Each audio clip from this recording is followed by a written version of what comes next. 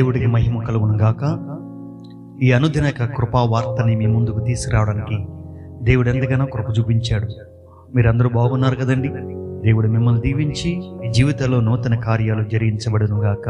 ఆమేన్. ఈ అనుదినక వాగ్దానంలో దేవుడు ఈరోజు ఏ మాట మాట్లాడబోతున్నాడో ఒకసారి మనం చూద్దాం. చూడండి, బైబిల్లో యెషయా గ్రంథము 25వ అధ్యాయం 8వ వచనం. మరెన్నడూ ఉండకుండా మరణమును ఆయన మృంగివేయును. ప్రభు అయిన యెహోవా ప్రతి వాని ముఖము మీద బాష్ప బిందములు తుడిచివేయును. దేవుడి స్తోత్రం, హల్లెలూయా. చాలా మందికి ఒక బాధ ఉంటుంది. ఏంటి ఆ బాధ అంటే మరణకరమైన బాధ, మరణకరమైన వ్యాధి. అది ఎటు నుండి సంభవిస్తుందో తెలియదు, ఏ విధంగా సంభవిస్తుందో తెలియదు. అప్పుడు దాకా మన కళ్ళ ముందే ఉంటారు, అప్పటికప్పుడు ప్రాణం పోయిన వాళ్ళు అనేక మంది ఉన్నారు.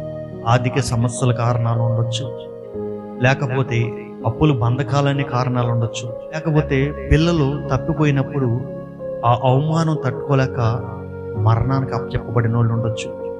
ఒకటి కాదు, రెండు కాదు, అనేక సమస్యలు, అనారోగ్య సమస్యలు కారణం కావచ్చు. రకరకాలుగా మరణ సమస్యలు.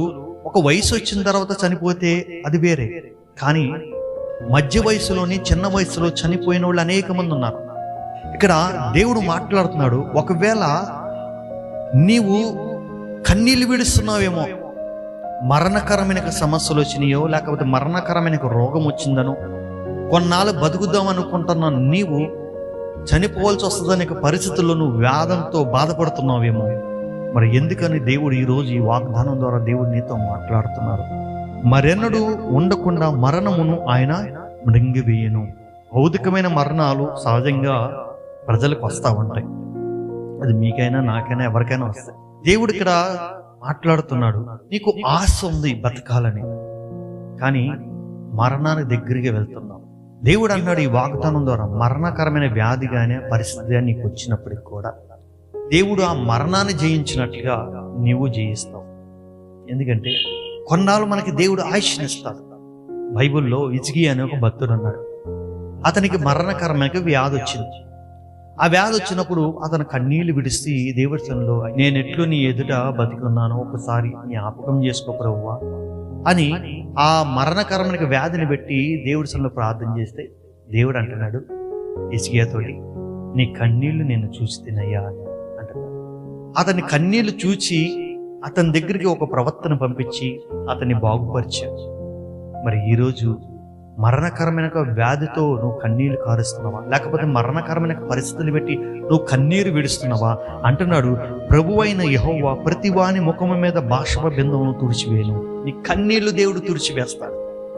దావీదు కూడా అనేక సందర్భంలో మరణకరమైన పరిస్థితులు వచ్చింది. అనేక మార్లు అంటున్నాడు దావీదు, అనేక సందర్భాల్లో నా పరుపు అంతా తడిసిపోయింది నా కన్నీళ్లతో. అంత భయంకరమైన వ్యాధన దావీదు అనుభవించాడు. అయినప్పటికీ దేవుడు దావీదుని దర్శించిన దేవుడు, హిజ్కియాని దర్శించిన దేవుడు నిన్ను దర్శించడా? ఖచ్చితంగా దేవుడు నిన్ను దర్శిస్తాడు. నీ జీవితంలో మరణకరమైన పరిస్థితులు ఎన్ని ఎదురైనప్పుడు కూడా దేవుడు ఆ మరణాన్ని జయించేటట్టు దేవుడు చేస్తాడు. హిజ్కియాకి కొన్నాళ్ళు ఆయుష్ ఇచ్చినట్లుగా నీకు దేవుడు కొన్నాళ్ళు ఆయుష్ని పొడిగిస్తాడు. ఖచ్చితంగా నువ్వు నమ్మినట్లయితే కన్నీళ్లు దేవుడు తుడుస్తాడు. దేవుడు అద్భుతమైన కార్యం నీ జీవితంలో జరిగించబోతున్నాడు. నమ్మినట్లయితే దేవుడు ఖచ్చితంగా ఈ వాగ్దానం మీ జీవితంలో నెరవేరుస్తాడు.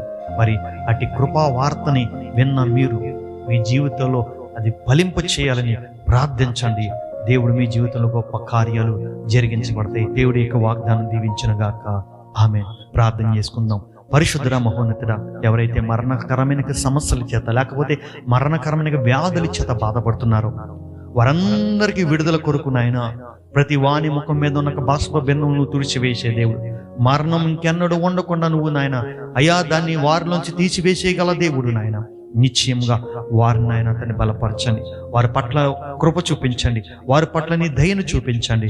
వారి సమస్యలోంచి, బాధలోంచి, ఇబ్బందికరమైన పరిస్థితుల్లోంచి విడిపించి నీ నామాన్ని మహిమపరచమని యేసు నామములో వచ్చున్నాం తండ్రి, ఆమేన్. ఈ వాగ్దానాన్ని మీరు మాత్రమే వినడం కాకుండా అనేక మంది షేర్ చేయండి, సబ్స్క్రైబ్ చేయమని చెప్పండి, లైక్ చేయమని చెప్పండి. అప్పుడు అనేక మందికి మరణకరమైన పరిస్థితుల్లో ఉన్న వారి దగ్గరికి వెళ్తుంది ఈ వార్త. వారు కూడా బలపరచబడతారు, వారు దీవించబడతారు. దేవుడి యొక్క పనిలో మీరు కూడా పాలుభాగస్తులు అవుతారు. దేవుడు మిమ్మల్ని దీవించి ఆశీర్వదించునుగాక.